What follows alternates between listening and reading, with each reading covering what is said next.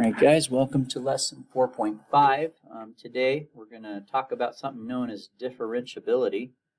Some functions are differentiable and some are not. So the first thing we're going to do is we're going to talk about what differentiability is. And then after that we're going to have you guys know how to identify where a function is not differentiable. And we're going to focus specifically on graphs and piecewise functions for that purpose. Okay. So first of all, let's go ahead and start off with what is differentiability. All right, so here's the definition. A function is differentiable at x equals c if f prime of c exists. In other words, you can find the derivative of the function at that point, or you could simply say the slope exists at that point. So that's basically what it is. Basically, it just means you can find the derivative of the function at that point. So let's review a couple of concepts here that we're going to need to remember in order for the next few parts of this to make sense. We want to make sure that we remember what it means for a function to be continuous. So basically, for a function to be continuous, what that means is that a function, you should be able to go from point A to point B without picking up your pencil with one continuous line. Okay? There should be no holes, gaps, or jumps. Now, a more formal mathematical definition of that then, that would make all that be the case, is that first of all, the function has to exist at that point. The limit has to exist at that point, and those two things have to be equal to each other. Okay, so that's the definition of continuity. That's what allows for a function to not have any holes, gaps, or jumps. The next thing is we want to review the limit definition of a derivative. That's a little bit fresher in our minds. The derivative of a function, although we learned some shortcuts in our first chapter, the derivative of a function actually comes from taking the limit of the difference quotient. And I'm going to go ahead and use the alternative form of the limit definition of a derivative here. There's that. Okay? And so there's our two things that I wanted to review with you really quick. Now, a function, here's one of the main points I want you guys to walk away from with this quick little review. And here it is. Continuity is a prerequisite for differentiability. In other words, if this is not true, then this can't be true. Okay?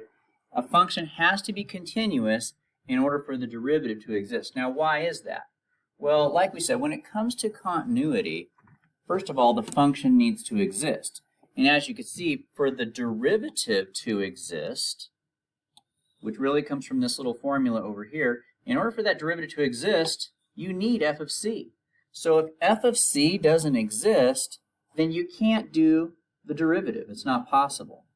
Okay? So there's one requirement, right? But I mean, also as you could see, the limit needs to exist because we're taking the limit of our function right here.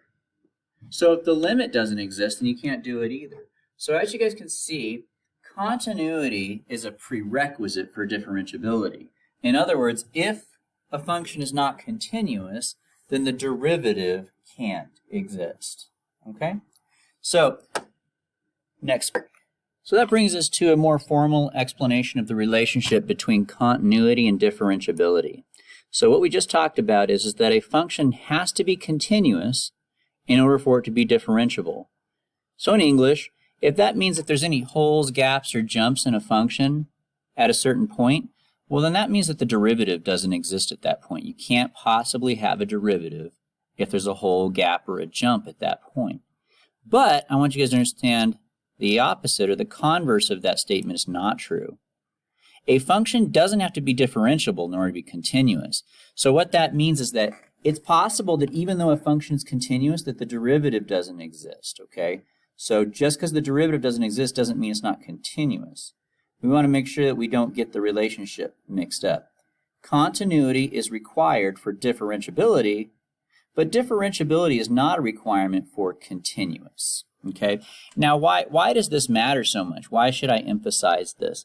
Well, a lot of rules in calculus depend on these two things. So you need to know when a function is continuous, and you also need to know when it's differentiable. In fact, there are some AP questions where they tell you that the function is differentiable. If they tell you it's differentiable, then that means that it has to be continuous, because a function can't be differentiable unless it is continuous, right? And so if it's continuous, and that opens up a whole world of possibilities. You could do the intermediate value theorem with it, and other theorems that we're going to learn throughout the year. And so it's important that you guys understand that when they tell you that it's differentiable, that means it's continuous. But if they tell you it's continuous, that doesn't necessarily mean that it's differentiable. So it is important because it lets you know what your options are when it comes to solving certain types of problems. All right. So that kind of brings us to our cases for non-differentiability. This is a pretty important slide in the scope of this lesson today. Okay. So what are some things that would cause a function to not be differentiable? Well, we've already seen that there's one situation, and that would be non-continuity. If a function is not continuous, then it's not differentiable. Okay? So, for instance, let's say that I had a line that looks like this. In this case, the limit exists because as I approach that dot from the left and from the right, we're both sides are approaching the same y value. So the limit exists, but the problem is there's a hole, and that means that the function doesn't exist. All right. Another case of non-continuity would be, even though the function exists, the limit doesn't. And one way we've seen that happen here is with a jump discontinuity. So if we had something like this. In this case, the function exists at the black solid dot there. There is a y value at that particular point. However, the problem is the limit doesn't exist because the limit from the left and the limit from the right are reaching different y values, and so the limit doesn't exist.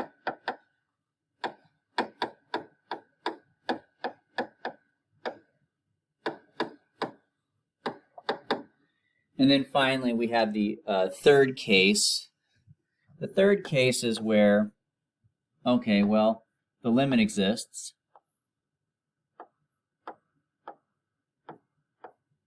And the function exists because there is a black dot, but they're not the same spot. In other words, the function exists, the limit exists, but the problem is they're not the same thing. So those are the three cases of where a function may fail to be continuous, and those are also three cases now where a function won't be able to have a derivative exist. So a derivative can't exist unless a function is continuous. So if a function is not continuous, the derivative doesn't exist. And therefore, if the function doesn't exist, if the limit doesn't exist, or if those two things aren't the same, then we would say that a function does not have a derivative at that point and therefore is not differentiable at that point. But you remember from the last slide, remember how I told you that, yes, a function has to be continuous in order to be differentiable, but I told you it doesn't necessarily have to be differentiable in order for the function to be continuous. In other words, there are some cases where you have a continuous function, but the derivative still doesn't exist. So I'm going to give you guys two other scenarios. And in these cases, these are cases where the function is continuous. And this is what I'm going to call a cusp. Okay? A cusp is where you have a sudden, sharp change on a graph. So like, for instance, let's say I have a graph that looks like this, then all of a sudden, boom, it switches directions, and you end up with like this really sharp turn right there at that point. So I'll put a little dot right there. At that point, we have a problem. The derivative can't exist. And here's why. If you guys can imagine a tangent line, right? So if I have my tangent line right here, it would look like that. And if I bring it down here, it looks like that. And then here, it looks like that. And so if I were to keep that up, I would feel like the tangent line would look something like this. I would end up with a negative slope, right? But the problem is that's if I'm approaching this, if I'm finding the slope on the left side, that's the slope it's approaching. But the problem is if you try to do that same thing, if you try to find the slope on the other side, I end up with a completely opposite slope. So as I approach from the left and the right, I'm getting a different slope on the left side than I am on the right side. Another way we could think about this is, let's say that we took these two pieces apart, okay? Let's say I took the left half, which looked like this, and the right half, which looks like this, and I pulled them apart for a second. And let's just say we want to find the slope at this point where they were connected. Well, you guys can see if I drew a tangent line here, that slope would look like a negative one, but this one is a straight line, so its slope is basically the same thing as a line. That's a positive slope. So on this side we have a positive slope, and on the left side we have a negative slope. So the slope on the left and the right are not the same. Okay? And so in that case, the slope doesn't exist, okay, because of this. I'm going to write it out now more formally. If you're trying to find the slope from the left and from the right, the slope on the left is not equaling the slope on the right. The slope on the left and the right are not matching up. So that would be our explanation for that. Because now I want you guys to notice something important here. Look at what I put here. I didn't put f of x, right? I put f prime because we're talking about the slope here. I'm not talking about f, which is the y value, okay? The y value is the same. If you're approaching this point from the left, we land at this point. And if you approach from the right, you land at that point. So they approach the same point. So in this case, this is a true statement. The limit as x approaches c from the left of f of x is in fact equal to the limit as we approach f of x from the right. And the reason why those limits are the same on the left and right is because this is a continuous graph. This is not a hole, it's not a gap, it's not a jump, it's nothing like that. Okay, so it's not a point of discontinuity. The function is continuous there. The problem is that the slope from the left is not equal to the slope from the right. Now I've made all that really nasty, so I'm going to erase it and rewrite it real quick. All right, guys, and then we have one more situation to kind of keep an eye out for non-differentiability, even though it's continuous. And it happens at a place where you would have a vertical tangent line.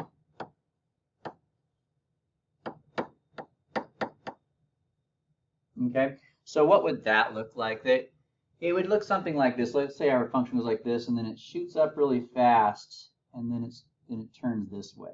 There are functions that do that, like cube root functions will do that. And if you were to find your tangent lines, the tangent line at this point would look like that. Now, when you have a vertical tangent line, what's the slope? Now, you don't need to write this part that I'm about ready to write, but just kind of follow along with me. As you guys know, the slope of your tangent line represents the derivative, right? And slope, as you guys know, is rise over run. Well, for this tangent line, if you pick any 2 points, you can find the slope of that tangent line. So as you guys can see, there's a rise. It's going to be some value, but there's no run. It doesn't go to the left or right because it's going straight up, so my run is 0. And when you have a 0 in the denominator of a fraction, that means it's undefined. So whenever you have a vertical tangent line, the slope doesn't exist. And if the slope doesn't exist as your tangent line, then that means that the derivative doesn't exist either, because the derivative value at that point is the slope of your tangent line at that point. So in that case, what we would say is that's another place where we would just say that f prime of c does not exist. The slope just doesn't exist at that point. It's undefined.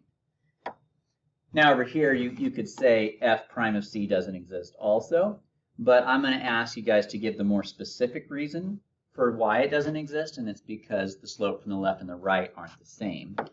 But in this case, the slope from the left and right are approaching the same thing. They're both approaching something that doesn't exist. So it's a slightly different situation. So there we have the three situations that will cause a function to be non-differentiable.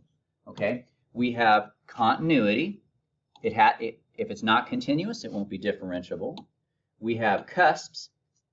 So if you have a slope that creates a cusp, then the slope doesn't exist at that point. And then finally, we have vertical tangent lines. In those cases, the slope doesn't exist either. And then I've also included the reason, the mathematical reason you're going to give for each of these situations underneath of them. And so this is going to be our main little slide you guys are going to want to come back to throughout most of today's lesson for all the examples we're about ready to do. And I just want to add one more thing that I didn't have yet up here.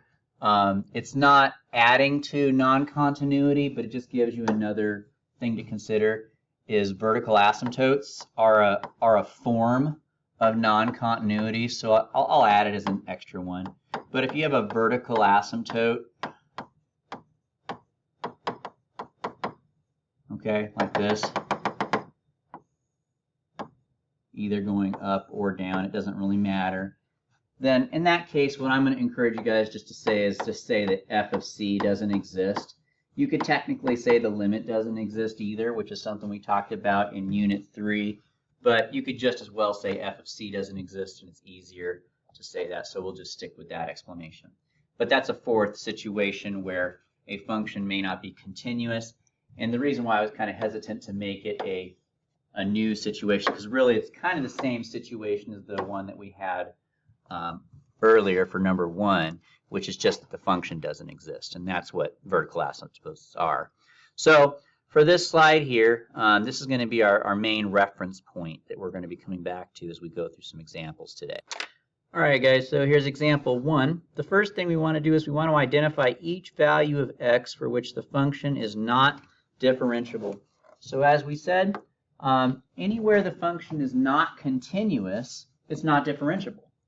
Okay, so from chapter 3, we should be able to identify any places where a function is not continuous. Like right here, it's not continuous. So one place that we could say it's not going to be differentiable is at x equals 0. Okay. Let's see if we can find any other places where it's not continuous. Another place where it's not continuous is at x equals 4, because there we have a vertical asymptote.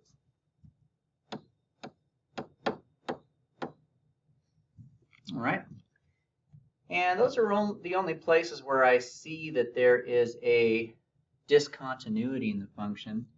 Let's go ahead and see if we can find some other places. Another place where a function may not be differentiable is where there's a cusp, a sudden sharp turn, and I see that right there. And so I would say we have another discontinuity at 4, 5, 6, 7, at about x equals 7.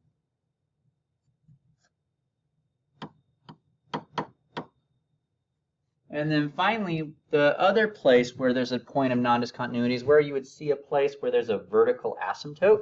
So I would say that there's one probably here.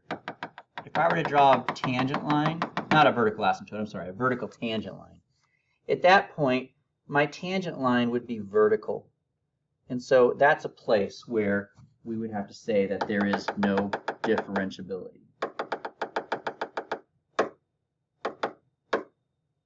So that would be at x equals -3.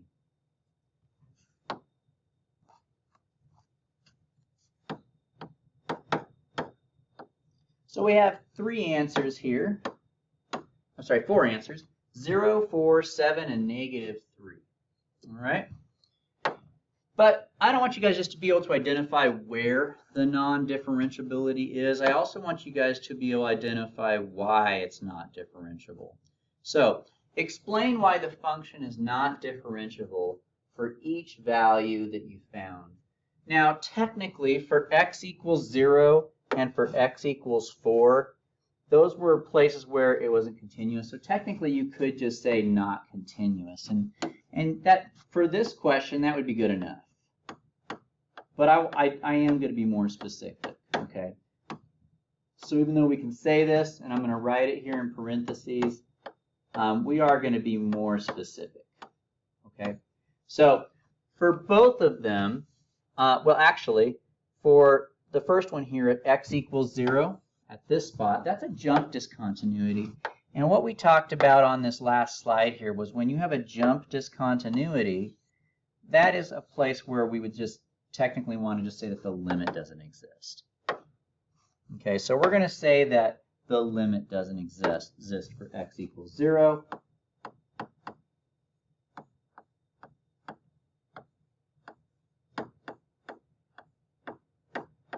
That's going to be our best answer for that one, that the limit doesn't exist. Now for x equals 4, that's a vertical asymptote.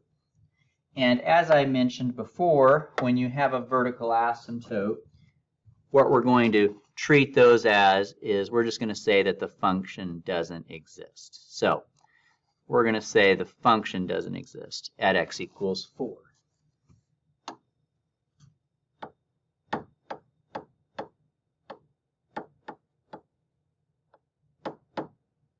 Okay, so there's that. Now what about x equals 7? At x equals 7, we have a cusp. And when it comes to cusps, what we said we were going to say about that is that the,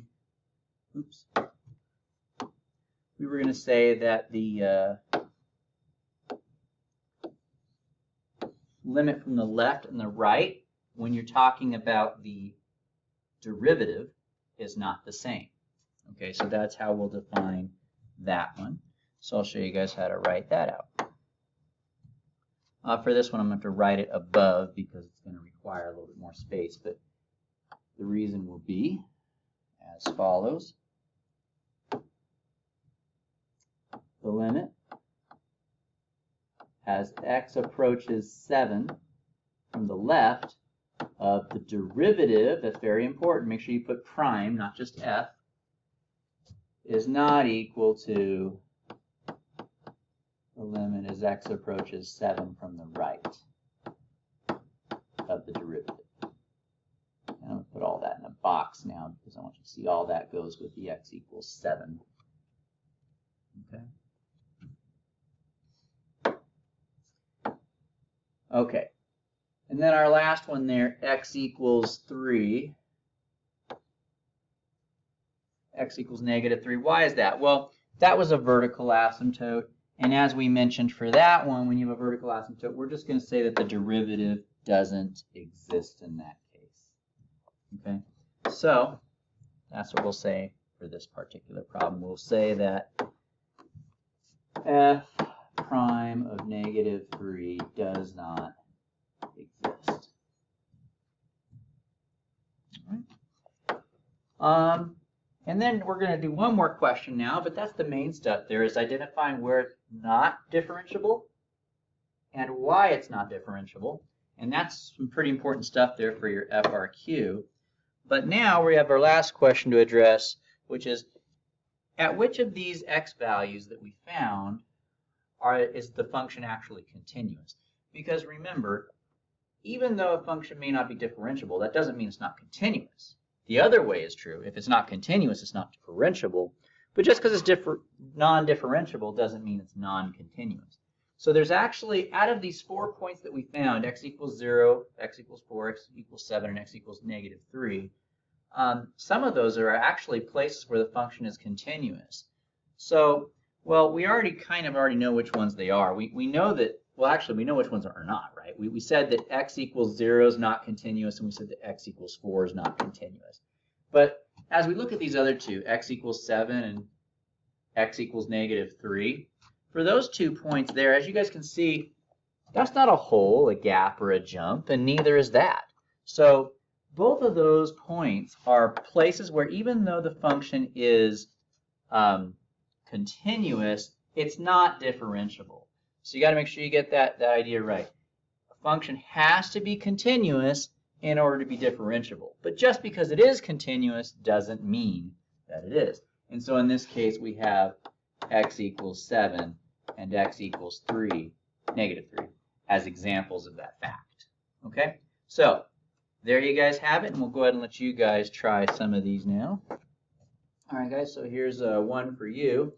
I would like you guys to start off by identifying the x values where it's not differentiable. Then I'd like you to give a reason for that.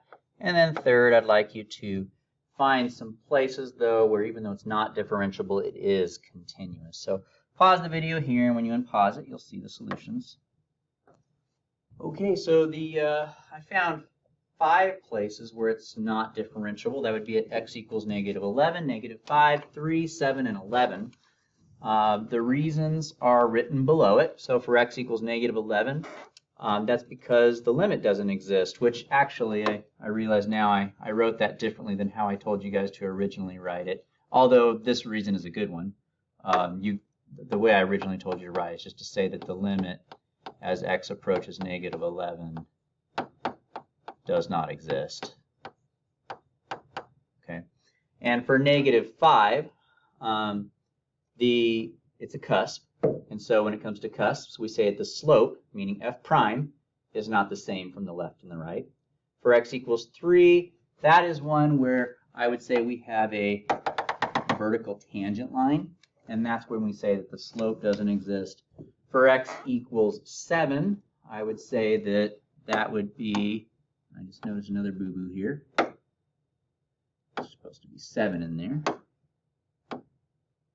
For f of 7, it doesn't exist because that's a hole. That's a place where, and for holes, we said that the function doesn't exist at that point. And then vertical asymptote, that also means the function doesn't exist. So for f of 11, we would also say that also doesn't exist. And the 2 places where the function is continuous, even though it's not differentiable, would be negative 5 and positive 3, because those are places where there's no holes, gaps, or jumps. It's just that it's not differentiable at that place. Okay? So there is our answers for that. So we've mastered most of our objective for the day. We talked about what differentiability is. We've talked about how to identify places of non-differentiability and explain why on a graph. Now we're going to turn our attention to piecewise functions. All right, so as you guys know, a piecewise function is basically when you have one piece, which is represented by one equation, being joined to another piece represented by another equation. Okay, and as you guys know, when it comes to a piecewise function, they may connect like I've drawn it here, in which case it would be continuous. But it may also be of the sort where even though we have 2 pieces, they may not actually join up. So like, for instance, I could do this instead. Okay, so sometimes those pieces may connect, and sometimes they may not. Okay, so as you guys know, not only may they, so if they connect, that would be continuous. If they don't connect, that would be not continuous. And we talked about that in Unit 3 a little bit. And what we did was we found the limit from the left, we found the limit from the right, and if we found they were matching at the same point, then that would indicate that, oh, hooray, yeah, it's definitely continuous. So, and as you guys know, it has to be continuous in order for the derivative to exist. But let me draw a different situation for you now. Let's say that I had a line that looks like this.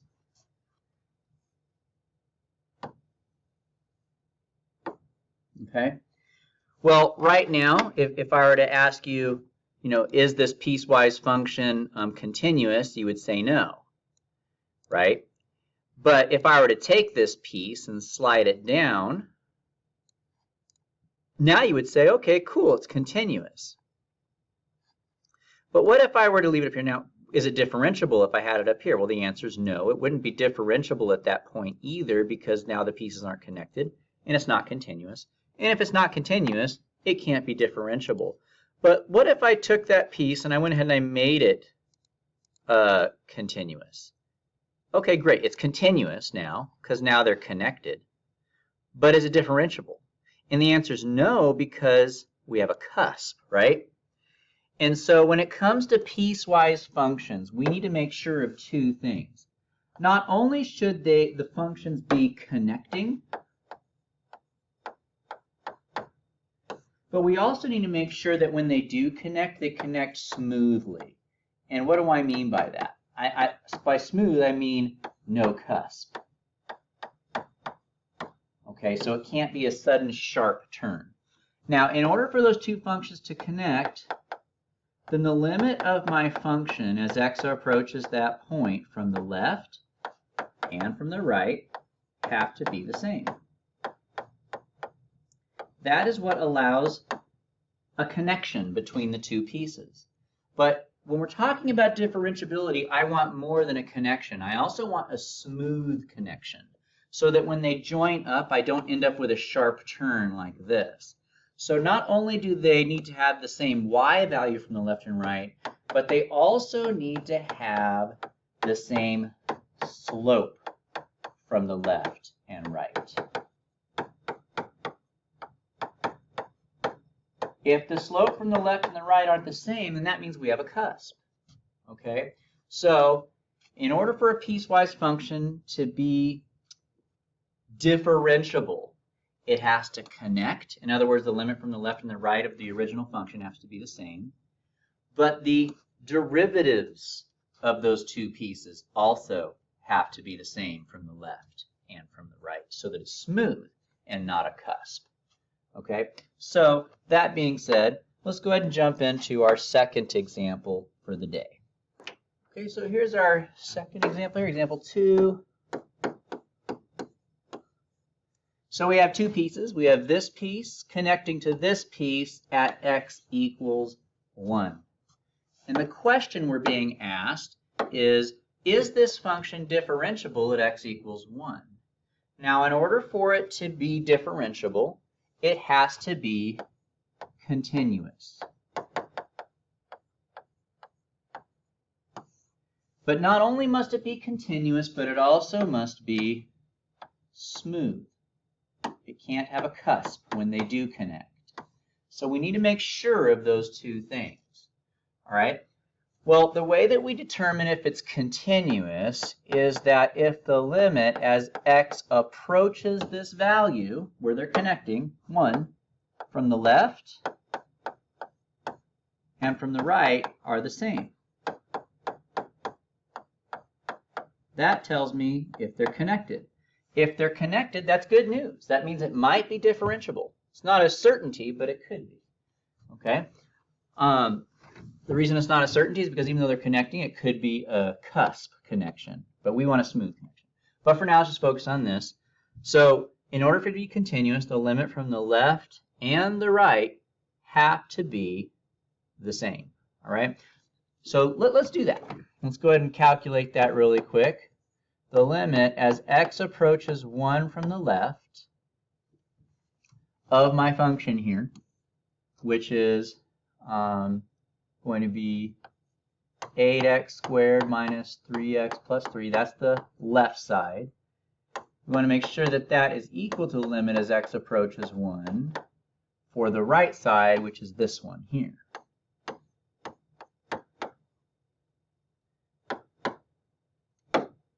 Now, technically, you guys, I'm making a little bit of a blunder here.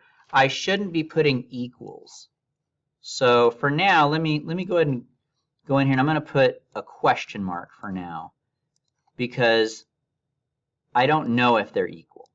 I want them to be equal, and I'm hoping they're equal. That way it's differentiable. But if they're not, then they're not. All right, so let's go ahead and do our direct substitution here. So I'm going to plug in my 1's. And that's going to give me 8 minus 3 plus 3, which is 8.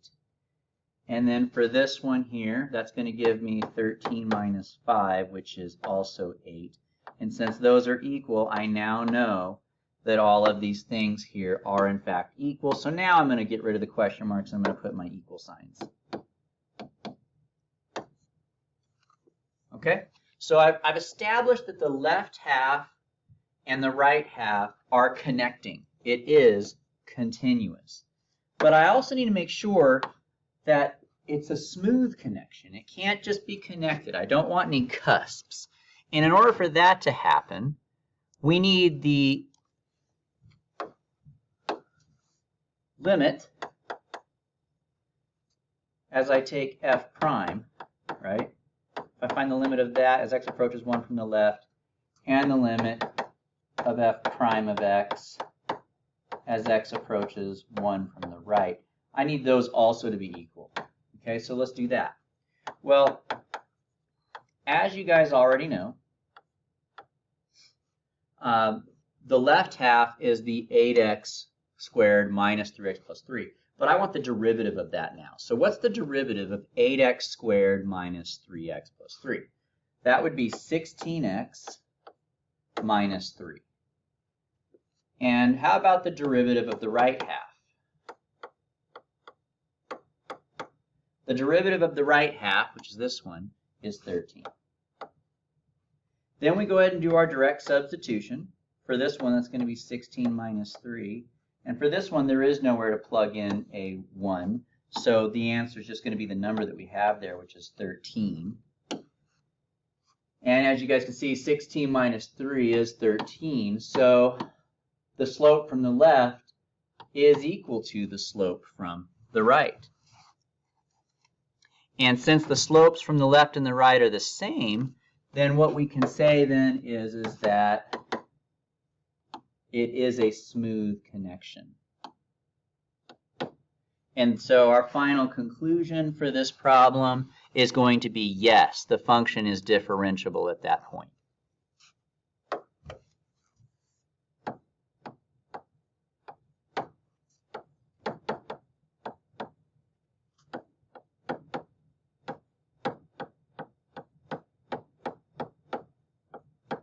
And I'm just going to write out my answer here again. Although technically you wouldn't have to do this on an FRQ, I'm just doing it now. Again, just to be more concise in my answer. So yes, since the limit of the function from the left and the right is the same, and the limit of the derivative is the same from the left and from the right.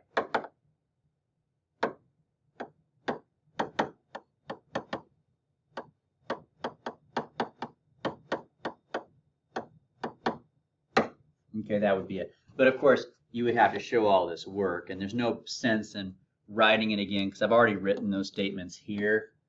So really, if this was an FRQ for you guys in my class and on your AP exam, you wouldn't have to write all this stuff out again. I just wanted to do that to be more specific and to draw you guys into the fact that, yes, this thing is differentiable because the limit from the function is the same in left and right, and so same thing for the derivative.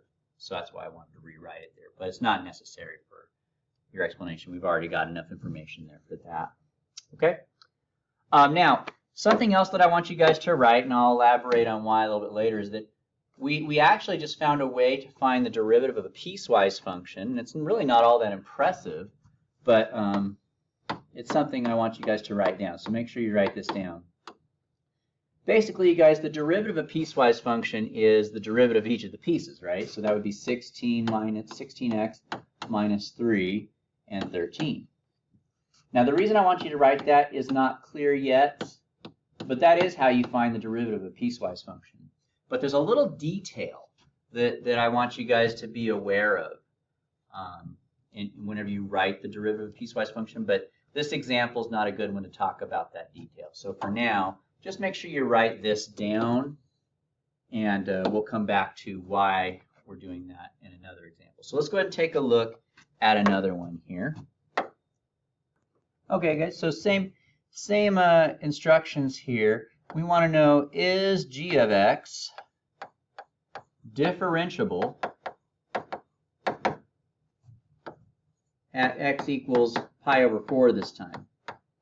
Is it differentiable at x equals pi over 4? So once again, we want to decide if it's continuous, and after we go through that work, we want to decide, is it smooth? Okay, so why don't you guys pause the video here and see if you guys can determine if it's continuous or not, and when you unpause the video, you'll see my results. All right, so there's the first part there. We find the limit of the original function from the left and the right of pi over 4. For the left, that's sine x, and for the right, that's cosine x. And when you plug pi over 4 into both of those through direct substitution, you get a same answer for both of them. They're both radical 2 over 2. All right.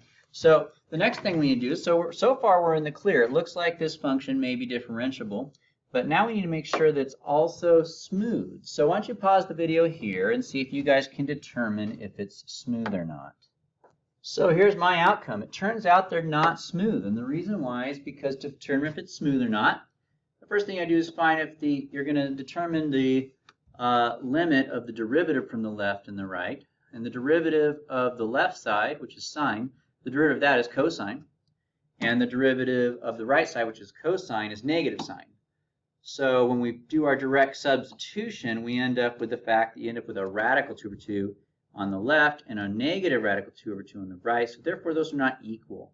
And since the slope on the left is not equal to the slope on the right, that would indicate that we are having a sudden and dramatic change in the slope, which results in a cusp. And so my answer to this question is going to be no, since, and then I'm just going to draw an arrow to this. Okay?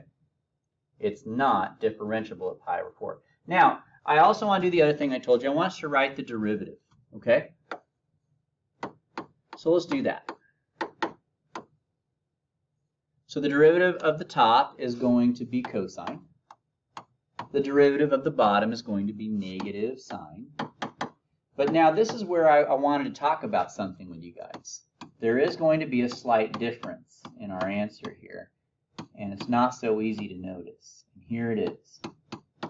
I don't know if you guys can see it, but I've written. Do you guys see something interesting there?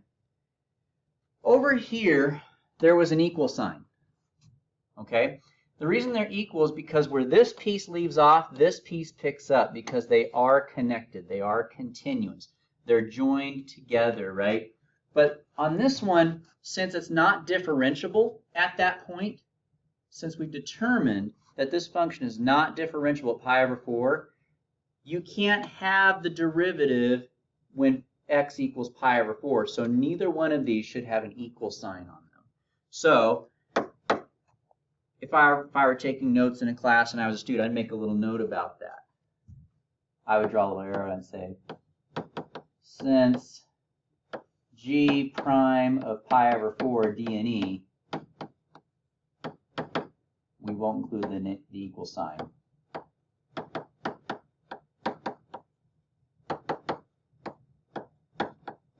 It's a very subtle thing, but it's relevant, so we want to be aware of it.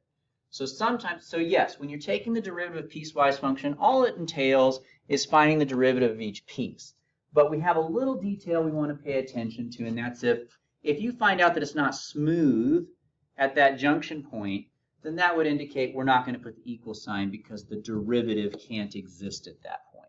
We still have it over here because it is continuous, and well, actually, we would have it anyway even if it wasn't continuous. But for the derivative of a piecewise function, you're only allowed to include that equal sign if the derivative actually exists at that point. All right, and so that was the main thing I wanted to get out of that. Let's go ahead and move on to a third example. And I actually just realized something. Let's come back to this.